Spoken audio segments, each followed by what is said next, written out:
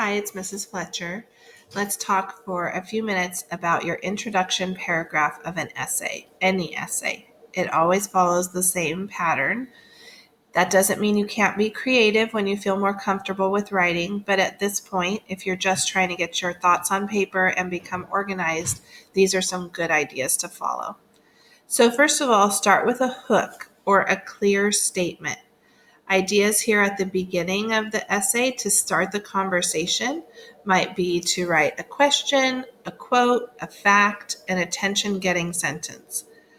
Some teachers really want that to be an entertaining sentence. I'm okay with just a clear statement also. You just need some way to start this conversation with your reader.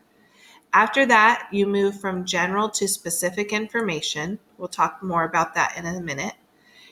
Make sure you introduce the author and the title of whatever you will be writing about in this essay. And just an aside, titles of large works are italicized. So if it is a book, a play, a movie, an entire album, the name of a whole album, then it's going to be italicized. A work that takes a long time to create, a large work, is italicized. Titles of small works are in quotation marks, like The Most Dangerous Game. And then you end your introduction paragraph with your thesis statement. The biggest mistake I see writers make when they are trying to put their essay together is they start the whole conversation with their thesis statement, and it doesn't make sense there. You have to lead the reader into your paragraph and then tell them what you plan to prove. So the thesis goes at the very end of your introduction paragraph. Here's one way to look at an introduction paragraph with an upside down triangle. So this is what we mean up here on top with the hook. You have to start the conversation, pull the reader into your essay. After that, your paragraph becomes more specific. You give the reader some background information, like which works will you be writing about? In our case, which short stories will you be using and who wrote them? And then finally, your paragraph is becoming more and more focused, and the most focused thing you have to say is whatever you put in your thesis statement. That's why it's the last thing that you put in this paragraph. All right, so here are the requirements for your introduction paragraph. First of all, start the conversation with your reader. Then give some background and context to the essay. Include the title and the author's name in the first paragraph of any works that you will write about within the essay. Make sure that your stance is clearly stated in your thesis statement, which should appear at the end of your first paragraph. We are using a 4-paragraph essay structure for this particular essay, so that will be this introduction paragraph. You will then write 2 body paragraphs and then finally a conclusion, 4 total paragraphs. So here's a sample introduction paragraph. One of the most challenging parts of adolescence is learning how to maintain a balanced, respectful relationship with one's parents while developing a sense of independence. I'm going to go ahead and do some highlighting here so we can talk about the pieces of this. So that first sentence is the hook, right? That's the nice, clear statement to start the conversation. And I'll go ahead and make this blue. No, maybe a dark blue will show up so it matches our triangle over here.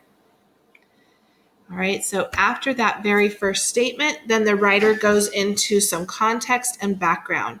The 2003 Disney film Finding Nemo is a popular children's movie that appeals to children and parents alike due to its representation of a challenging relationship between a parent and a child.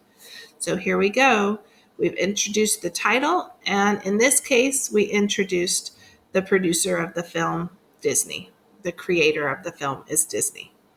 And so that's the general idea of what Finding Nemo is about. Then that information becomes more specific. Now the writer is going to tell us more about this character of Nemo and what happens in the story.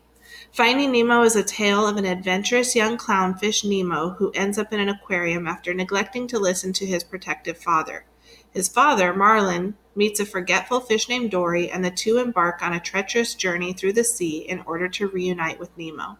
Nemo's independent spirit clashes with his father's overprotective ways. However, their feud becomes insignificant once they are separated and fear never seeing each other again. So all of this is background information that the writer is giving to the reader so that the reader is prepared to then see what is proven in this essay. And we'll make this one green in order to match our little triangle over here, right? This is context and background. And then finally, throughout the film, the most important message that shines through is the complicated relationship between a father and his growing son. So at the end here, we have our thesis statement over here in our triangle. That's red.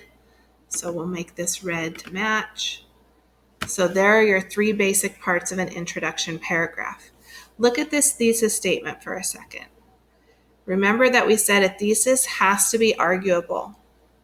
So this writer wants to prove in this essay the most important message is the complicated relationship between a father and his growing son.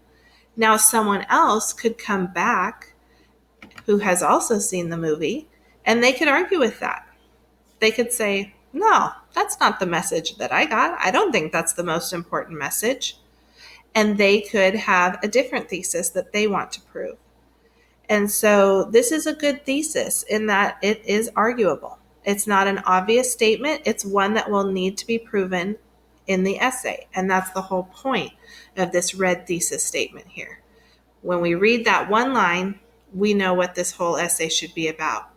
However, this writer has led the reader into the essay by starting the conversation, giving some background, and then telling the reader what it is that they will prove. All right, so your assignment is to try to write an introduction paragraph for your topic, which is, what does it take to survive? And you're going to try to get these three parts into your introduction paragraph.